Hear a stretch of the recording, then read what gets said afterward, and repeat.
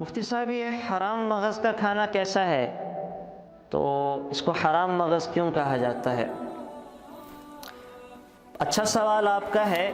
ہمارے ہاں کی یہ غلط فہمی ہے بعض لوگوں میں، وہ یہ سمجھتے ہیں کہ حرام مغز اور اوجڑی کا کھانا حرام ہے یا مکروہ تحریمی ہے۔ یاد رکھیں دونوں کا کھانا ہی حلال اور جائز ہے، کوئی مکروہ نہیں ہے، کوئی مکروہ نہیں ہے۔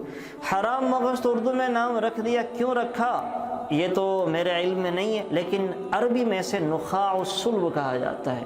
نخاع الصلب یعنی ریڑھ کی ہڈی کا گودا، ریڑھ کی ہڈی کا گودا۔ ہمارے ہاں پتہ نہیں کیوں حرام مغز نام رکھا گیا۔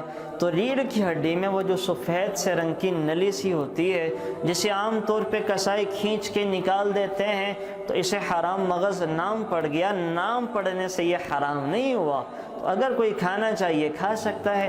تو حرام مغز بالکل حلال ہے، کوئی مکروہ نہیں ہے۔ اور جو بعض اہل فتاوی نے لکھا ہے تو ان سے یہ تسامح ہوا ہے، اسی وجہ سے جمہور کے ہاں اور تقریباً تمام ہی اہل فتاوی نے حرام مغز کو حلال لکھا ہے۔ ان کے ہاں یہ بالکل حلال ہے اور اس کا کھانا بالکل جائز ہے۔